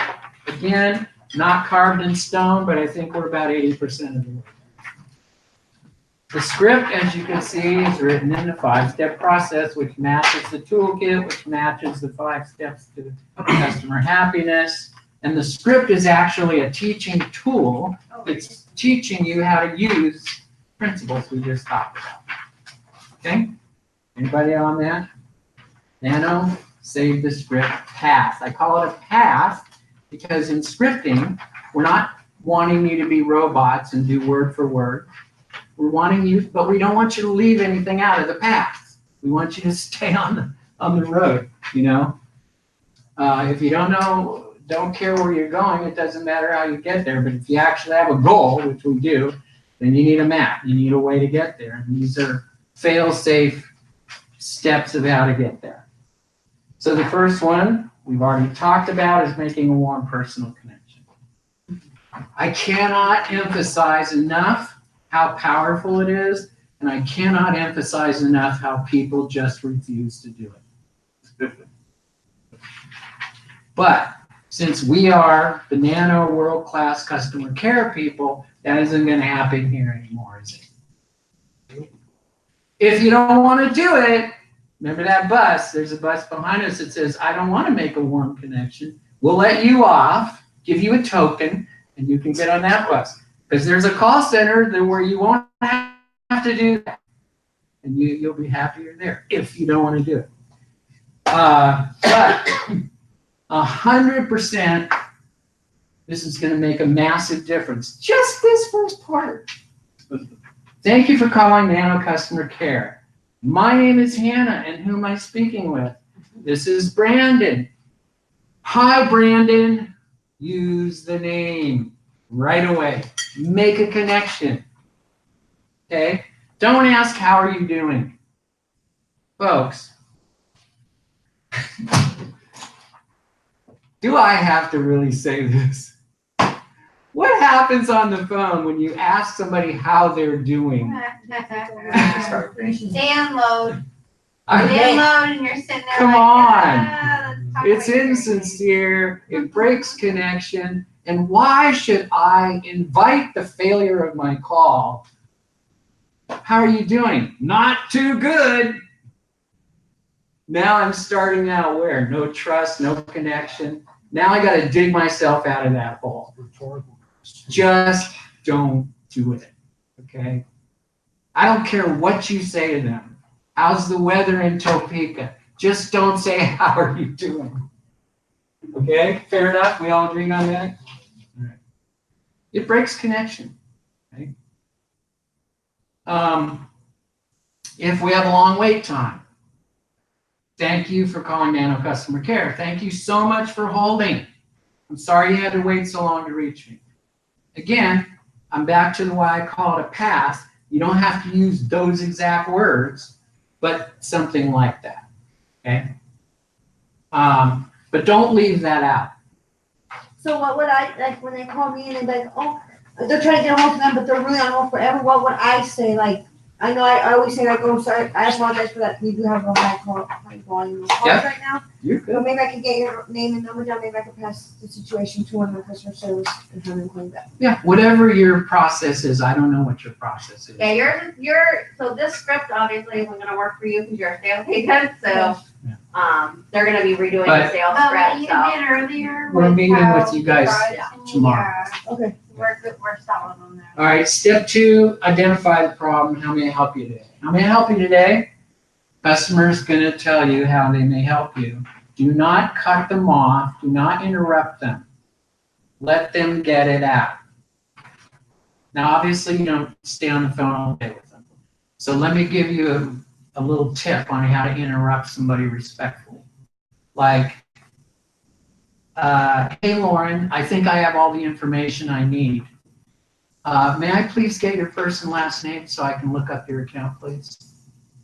That's a very polite way to enter. And usually they'll go, oh, I'm sorry, it just was random. You know, they'll catch themselves. But by no means do you just cut them off and go, can I get your first and last name so I can get your account? Just don't do that. It's bad customer service. Okay. Listen to the customer, don't interrupt. Give assurance of effort. I can help you with that. And then these are many of the things you told me. You guys already know this. Let me pull up your account so I can take care of you today, okay? Again, just assurance of effort. In order to get your hearing better as soon as possible, you need to ask a few questions. Okay, assurance of effort. You're asking permission. You don't just go into, well, what are you doing? Did you turn up? Did you try this? Did you put the thing over here? Did you choose the recharger thing? Did you do that? Well, no wonder it's not working. It's like, and I'm joking, but I'm serious. I mean, this is what I'm hearing on a lot of the calls. But now, as Oprah says, when you know better, you do better. So I'm going to expect everybody to do better now. And it doesn't feel good to you either, does it? It doesn't feel good to you. It doesn't make it any fun for you to be on the phone when you don't have good technique. Right? Right. Are you agreeing with me? I absolutely agree with you. Why are you agreeing with me? What am I saying that's right? I'm just curious. About their technique, like they don't feel good, but I mean, I've never really been trained in customer service, like, doing that on the phone, Right. Inbound sales, yes, like good technique on the phone, but how do you? I mean, So I think they if do you, better. it wasn't any fun for me to change brakes with a butter knife, I'll tell you the truth. Absolutely not. But this will make your job more fun. Okay, step 3, now solve the problem. So we go into solving the problem. Now this is material you already have, so there's nothing new there. But here we're going to go into the solution of all problems that can be solved by sending out the accessory. Now notice I started out the scripting with empathize, apologize, redirect. I'm sorry you're experiencing this inconvenience, Lauren. You should use the customer name at least 3 times in the conversation because it connects you with them. If they're distracted and they're looking out the window because the dog's eating the roses and you say Lauren, they come back. It's like remember when you were in class, like doing all kind of shenanigans in the back and the teacher's like, and they went, Leah! And I'm like, what's the, square root of pi, But it gets your attention. But it also reconnects you because let's say you're on a 10, 15, 20-minute call. You got to keep reconnecting with the customer, right? Keep them with you, keep them with you, keep them with you. So I'm sorry you're experiencing this inconvenience, Lauren. It sounds frustrating. Okay, all right, back in there connecting with them, giving them confidence, assurance of effort. Here's what I'm going to do to help you today. I'm going to go ahead and send you the free deluxe accessory package. So me and Alan worked on this scripting a little bit just to build more value. Because part of our rebuilding trust is rebuilding value in our product. Okay, so, which includes the brush, the extra tubes, the extra domes, that's a value of $100 for free today, and we're gonna go ahead and save you some more money and give you free shipping. You should receive your accessory package, and don't lie. Tell them the actual shipping time. And please give it at least X days before you call in. We're saving a bunch of tickets right there just by doing that, right? Because if you tell them 3 to 10 days, guess when they're going to call? 3 days. 3 days. Please wait at least X days before you call in. Appreciate it. Could take a little longer depending on blah, blah, where you are, what day, if it's snowing, if there's a hurricane here. All we ask is that you try all the different eardome sizes, find what works for you. Can you do that for me? Yes, I can do that for you. Okay, so now we go into the upsells. So if it's not something that can be solved by the kit, we go into the upsells. So upsell number 1 is going to be our premium upgrade. You're used to doing so you're kind of familiar with that process. So this is what we're gonna do to get your hearing as good as, get your hearing as perfectly as soon as possible. First, we have to find out if they purchased the protection package, right? Because if they purchase the protection package, they get free upgrade, right? So we got to find that out. I'm noticing, stunningly enough, a lot of people aren't even asking them if they have the protection package. We need to ask them that. Yes, I have it. No, I don't. So if they have it, go right into the premium upgrade upsell. If they don't, then go into the elite protection package upsell. Pretty clear, right? And again, we're 80% there. We may do a little bit of massaging on that still, because I noticed there's another package. And we may do something with that, but we'll fix it before we leave here. It'll be right. So I massaged the scripting a little bit to build more value in the product. As a valued member of the protection plan, you qualify for this upgrade. So we just assume the sale on the upgrade. Now I notice a lot of people, again, are doing that part and then not closing it, not asking for it. Okay, that's costing us probably about 30% of possible sales just by not asking for it. Just by explaining it and then just waiting for the lay down sale. We got to start closing every freaking time we do an upsell. We have to close. Okay.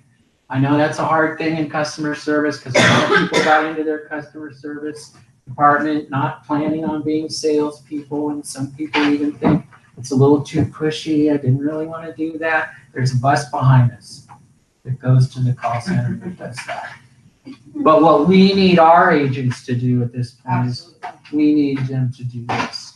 Why are you saying absolutely? It's some of these agents, I was an inbound agent before I was a lead, and some of the agents are just customer service, so it's hard sometimes. They're like, I don't want to do that, but it's really easy, because when I get on the phone as a supervisor to take over a phone call, I let them know what we're gonna do. I'm real assumptive. All right, so here's what we're gonna do for you. We're gonna get this out for you.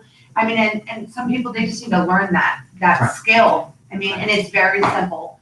And really, we're helping them. We're improving the quality of their life by doing so. Right, because if we don't help them, what's going to happen? They're still going to have a problem of not being able to hear as well as they could. See, that we're not trying to pull the wool over anybody's eyes, Right. Or just get more money out of them. We're trying to help them hear better. That's why they call. That's the service we offer. And Right. so everything we do is that. I'm not putting a close in there so I can be a pushy sales guy. I'm putting a close in there because if I don't get them to do it, they're not going to hear better. They're just going to have to go look for it somewhere else. Right. The worst thing they say is, I don't want it. And then I'm like, fine, okay.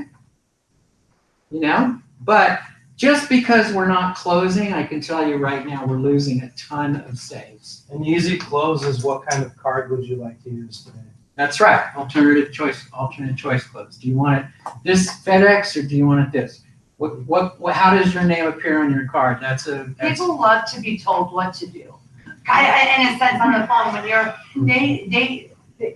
they really do. I mean, Well, in my personal experience. I would put it a little differently. I'd put it a little differently. People need help making a decision. Okay. They need help making a decision. Yeah, keep Look, it control. if it wasn't me giving them the advice, I'm the nano hearing aid specialist. Who better than me to help them make that decision? Right. But if it wasn't me, they'd hang the phone up and turn around to somebody else or go, do you think we should do it, honey? I don't know. I'm undecided. Right? Who better to give them that help making that decision than me? Mhm. Okay? Yeah, they want to be told what to do because they've never done this before. They don't know how to do it. Okay, so of course I should take that role. And if you think that's being pushy or you think that's being too aggressive, you're not a salesperson, and that's okay. There's a bus behind. So, and it's okay. Seriously, it is. But we need everybody on our Rockstar Nano team to know how to do this. Absolutely. So I'm going to teach you how to do it by writing it in there. And if you're scared, just hold your nose and close your eyes and read it. And I guarantee you, you'll get better results than you're getting now if you're not closing. And to motivate you guys a little bit, I'm gonna work with Jay on incentivizing for every upgrade you guys do in customer service. So you're not doing it just to do it, even though you should, because it's part of your job, but now you're gonna get something out of it. Right. It makes them want to do it. So, close. Let's go ahead and get that Model X out, X2 out to you. Let's just go ahead and do it. I'm assuming they're gonna wanna do it. If they don't, that's fine. They'll say no. But if I assume they don't wanna do it, how many am I gonna get? Not helping. I'm not helping them. I'm even confusing them more, especially if I ask, well, do you want that? Now they're going, I thought you were the expert. You're the one that's telling me how to do this. Now, if you don't have confidence, why should I have confidence? Right. That's what the customer is thinking. Well, I better think about it. I better talk to my husband. But when I do tell I'm not gonna sit here and talk to you as a customer representative, I'm gonna talk to you as a one-on-one person. All my customers are different, but you won't know until you take the chance and try it out. So That is beautiful. Okay. If they don't take the premium upgrade, the downsell is the equivalent product exchange.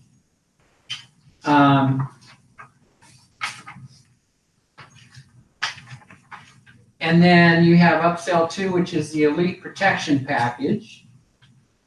And again, massage the verbiage a little bit to build more value in the product. And there's some information there about the package and what's involved and what's included in the package if they ask. So the downsell to the $79 elite package is the monthly package. So, and you're shaking your head, Brandon, why? That's an option for them, $39 a month, and you get parts, repairs, Right. upgrades, everything. And right here it's the 9. No, that's, yeah. That's the one. The first one, looking at this here, the first one is the premium upgrade is what we call is the $39, which is the AIP. Okay. What about the $79? That is the One-time elite. payment. It's a one-time. One-time payment. One-time payment, okay? Now, this is the part, and we won't take up training time. No, We'll but- resolve this before. Right, but that's, I'm just looking at this here going, Yeah, because because I I got had a confused. customer that was Yeah, I on a got $9 copies too. all-inclusive plan. Because there's been a lot of, Yeah, they changed them back and forth. yeah, I'll change it back forward, but we will fix it. Right. Yeah. I'm just trying to follow through. Okay. Charles, the actual owner of Nano, will be here probably in an hour, and a lot of these questions will get fixed before the end of the day. And then finally, last resort, instant savings discount incentive. And this is where we offer them a discount after we've done all the other upsells. So we use that at the end. And then step 5, summarize. So this is what we're gonna do. You're ordering this, you're getting this, we're sending it to you. It's gonna take this long to ship it, blah, blah, blah. And the rest of it, now Nano FAQs, we haven't completed these yet. We're just still deciding what to include on this page. I just put them on that page because if there are FAQs that you guys need scripted out, we will script them out. Now, I do FAQs. There's a technique to answering customer questions to stay in control of the call. The technique is not just to answer the question and leave dead air. The technique is to answer the question, redirect back to a benefit of the product, redirect back to a close. The call has to always keep moving. The minute you drop the ball on the call, you've lost control. Call control is essential for any kind of peak performance environment. We have to be in control of the call. These techniques help you stay in control of the call. Okay, so when we have the actual real FAQs, there'll be a page which you will then just slip into your binder. De-escalating calls, we included the empathize, apologize, redirect with the script. Avoid ma'am and sir, it sounds condescending, use the customer's name. Don't say, and this is really important, do not say ever to a customer, I can't, we don't, unfortunately, or I can't help you with that. Interesting. Ever. Remember the 7 illegal words, George Carlin? Maybe you remember Lenny Bruce. Maybe I'm just dating myself. You know, the 7 words you couldn't say or you got arrested. Those are them. Don't ever say to a customer, I can't, we don't, unfortunately, I can't help you with that. Do say, actually, let me explain how that works. What we can do for you is, I can help you with that, let's review your options. Okay, that's gonna be something you're gonna be scored on your new QA score. What if they ask like if our hearing aids like go with Bluetooth and all that? I always say like, unfortunately, they don't. Yeah, stop saying that. Unfortunately, what is that? When you hear that word, it's I'm like, That's what the customer feels. This is an emotional process, okay? Words count, okay? I gave you something to replace it with. Well, let me tell you how it actually works.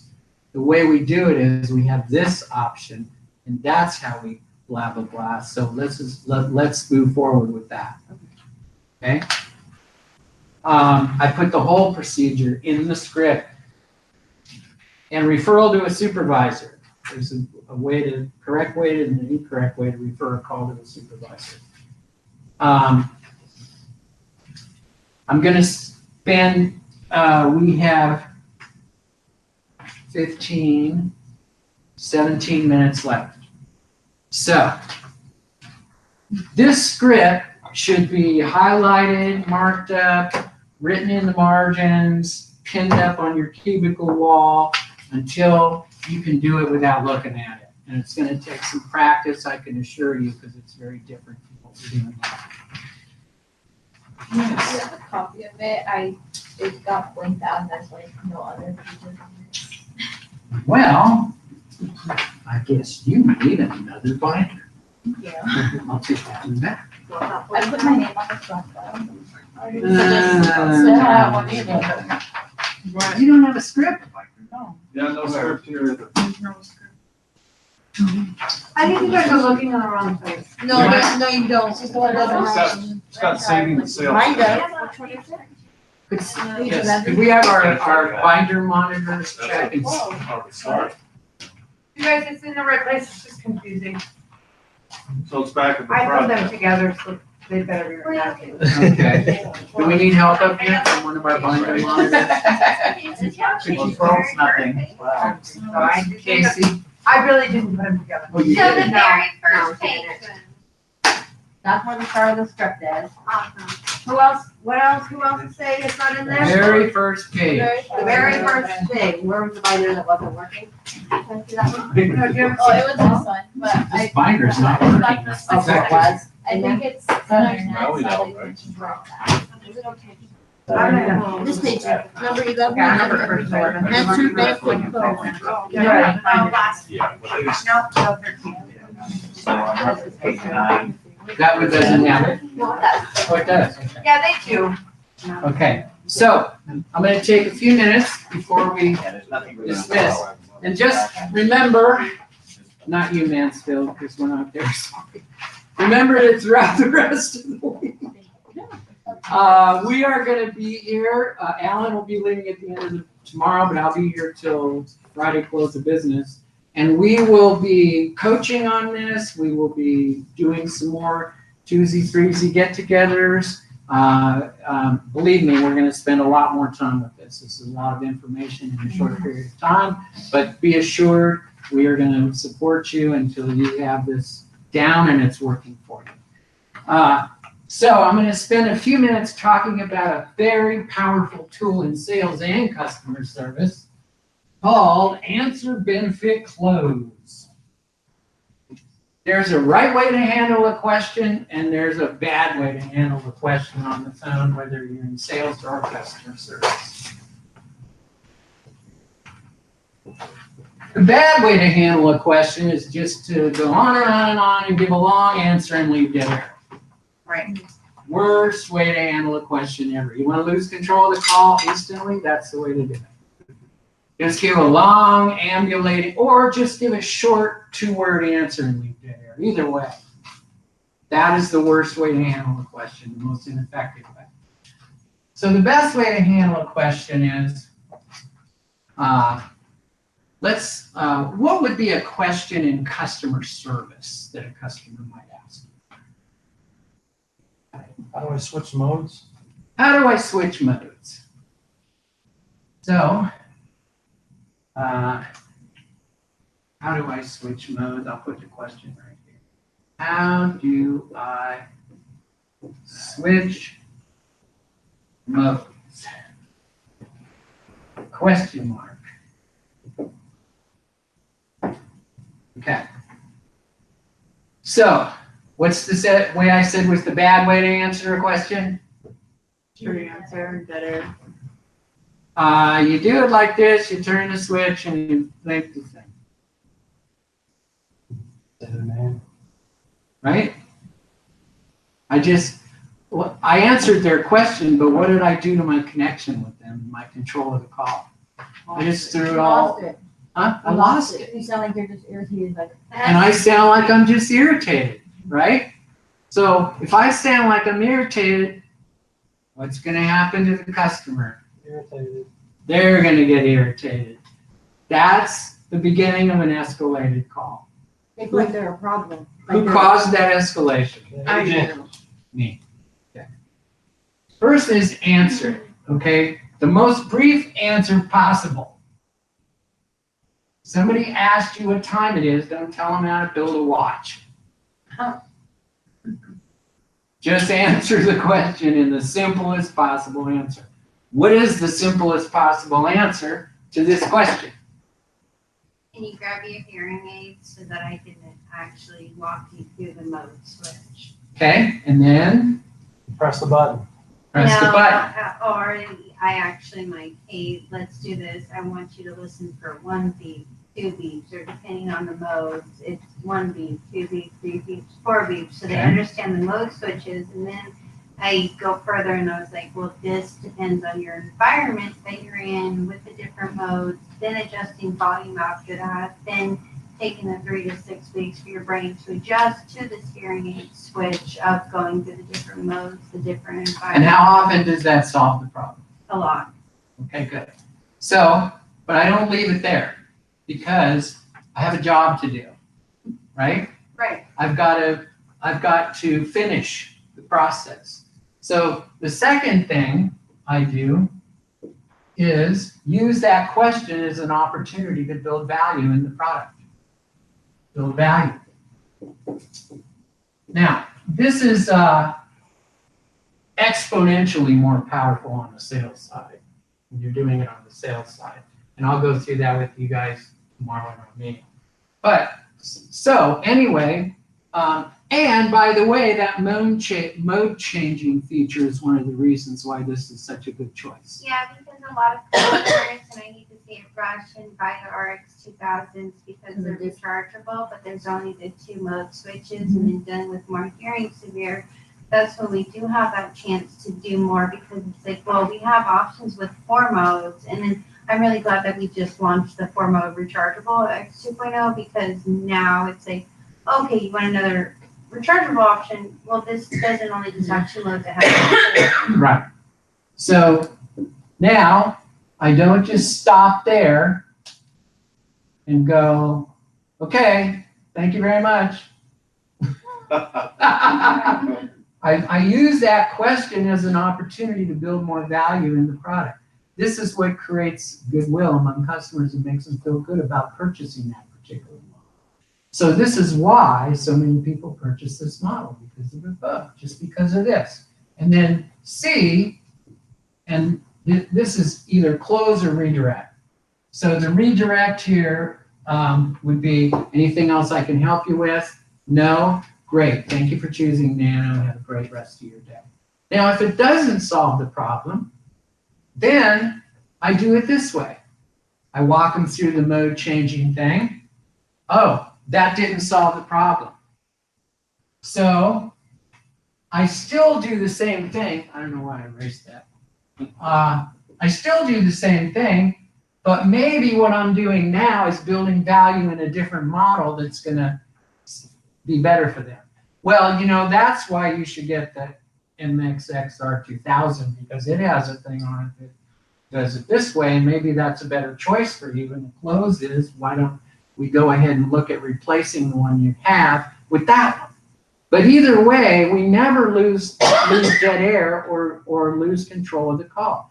So techniques like this stop you from leaving dead air. They give you something else to do to stay in control of the call and keep directing the call until the problem's solved.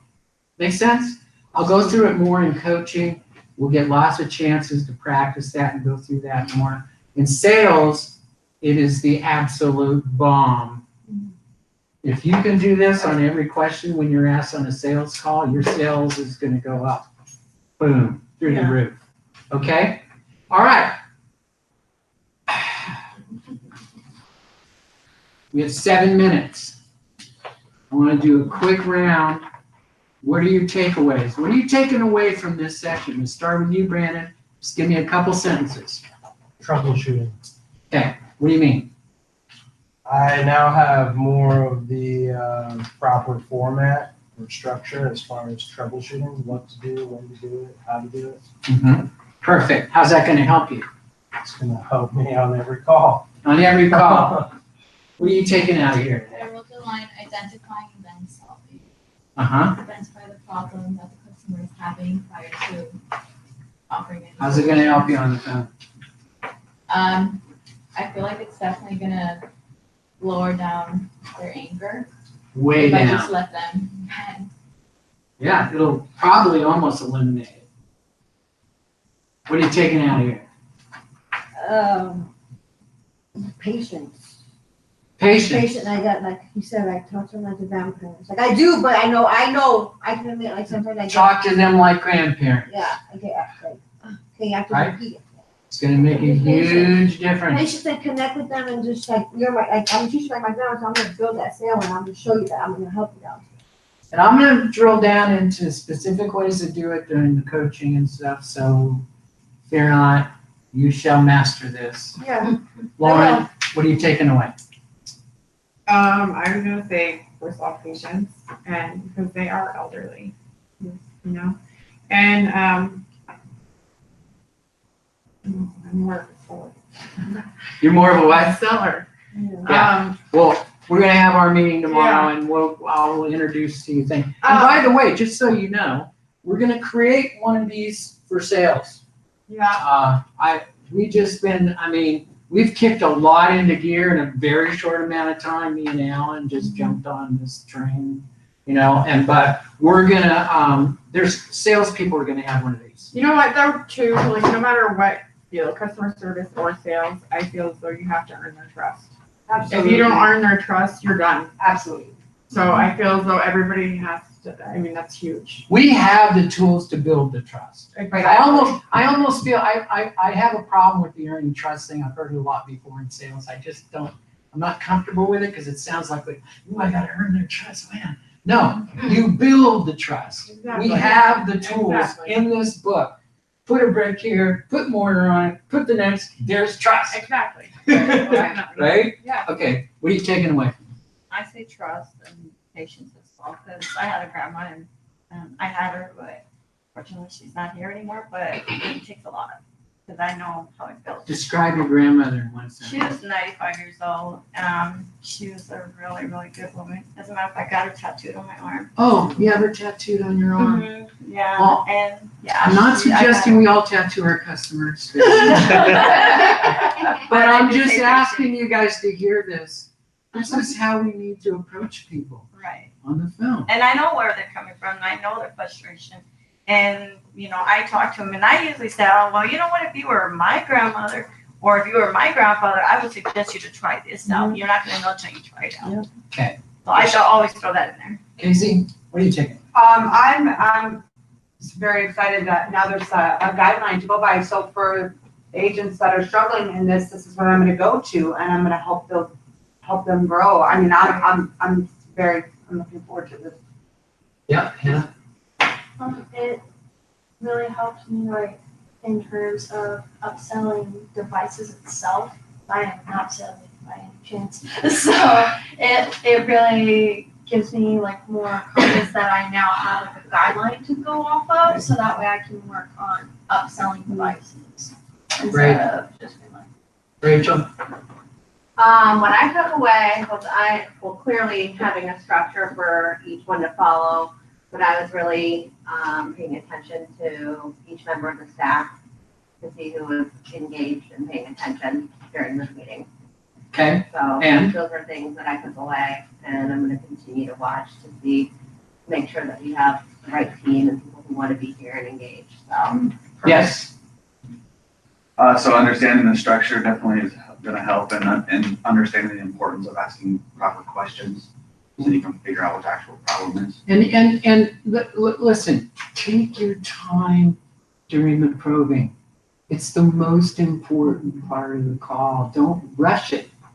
There's no reason to rush that. Take your time. Let them say what they want to say. Clarify it. If you don't understand something, go, could you tell me more? Could you give me an example? You know, slow down during the probing part. Then you can pick the pace back up and go to resolution. But too many of you guys are just whipping through that probing. You're not hearing it. You're not asking enough questions. You're making wrong assumptions. And as a result, calls that should not be escalated are being escalated. And we're blaming it on them, and it's not their fault. We're the experts. Okay? We're the experts. If a doctor gives you the wrong medicine because he never asked you what was wrong with him, that's not the patient's fault. Right? Okay, what are you taking away? Well, I'm good at the front end. I take notes. This is the way I'm with customers. I always write stuff down. Oh, good. By the way, that's a good idea. I'm crazy about that. I have to, because You should all have a notepad by your desk. I always swear. have paper. I'm always writing stuff down. Even when else in the sales It department. keeps you focused. Because it gets to be a long day sometimes, and one call runs into another, and you don't want to ask them the same question again. So you're good on the front end.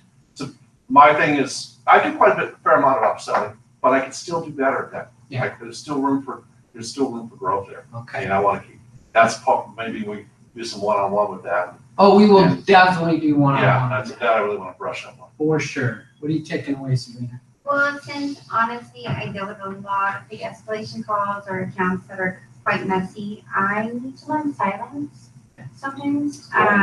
Yeah, because there's sometimes when I already know the account and I already know what needs to happen. Sure. I already have the resolution. Right.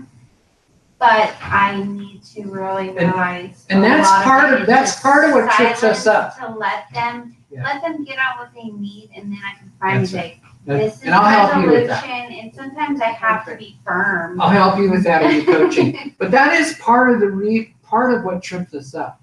We've done it a million times. We think we already know, and so we want to rush ahead. But every customer is different in some little subtle way. You may sound like the same problem. It's kind of like skimming for keywords. You can skim for keywords, and then it's not anything about that. Yeah. It's like you've got to listen to each customer because they are unique in the way that they communicate. So they may say 3 words, and we think we know, and then we interrupt them and move to the solution. They're like, "That's not what I was calling." Well, when I realized, because sometimes I had to reiterate policy with 20%, 10% fees, and Right. fees are fees, and I have to When you're reiterate dealing with that. money, it's even So intense. that's when I say the silence, because I need to fully listen to where I can actually find a way to redirect, how to reiterate. Redirect. Yeah. Redirect is probably the most important skill in keeping control of the call Yeah. in sales or CS. What are you taking away? Just not saying ma'am and sir, and I believe I said unfortunately sometimes, a couple times. But mostly just the structure of the call. I think it'll make things a lot more smooth for me. Okay. Anything you want to talk about, Alan? I think everybody in this room is amazing, and everybody in this room has these skills, and now you have the tools to let those skills actually come out. And anything I can do to help, whether it's coaching, I'm gonna try to sit with as many of you as I can while I'm here. And any advice you guys can give me on what would make your job easier, I'll do what I can to make that happen. Cool. What are you taking away? Well, to follow through my Bible with your Bible, Yeah. because the main thing is, as long as you can troubleshoot and you know the product, you can do anything in this world. Yeah, Perfect. you might need a few more little skills. There's always, there's always a few, but basically, you know, I agree with all of it. So What are you taking away? Making that personal connection and assurance. Yeah. And resolving the problem. Okay, we're 2 minutes over. And I'm just gonna keep it for 1 more minute and say this. I want you guys to understand and to internalize the fact that the client is investing an enormous amount in this team. And appreciate the fact, you know, he flew in here from California, I flew in from Oregon, the owner's flying in from Mexico. I mean, we are here to invest in you guys, big time. So in that, I just want you to feel valued by that. And I'm just gonna say, it's not for everybody. This kind of work is not for everybody. And that's okay. You know, even if you tell us halfway through the week, you know, I don't think I'm gonna go on this ride. No harm, no foul. We'll find something else for you to do. But I want to say this. This company is investing in you guys, but we're investing in you because we're looking for the team that's going to take us to the next level. You know, and make no mistake about it, it's going to be a rock star team. And it's going to be a team that you'll be proud to serve on. As Alan said, we're looking at more incentives. We're looking at investing in you guys financially more. We want to make it fun for you. We want to make it lucrative for you. And we want you to be proud to be a part of this team. And if you're that person, then welcome aboard. Well, I can say probably most of us really appreciate that because it's been a little bit trying through the changes, but a lot of us have been here through those changes. So a lot of us are really looking forward to cleaning some things up and progressively moving forward in the right direction. So appreciate that a lot. Okay, well, give yourselves a big hand. You guys are awesome. See you out on the floor. Thank you guys. You're welcome.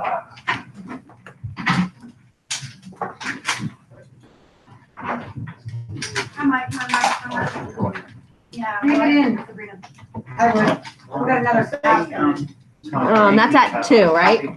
Yeah, 1:30. Are you sure? Or an hour.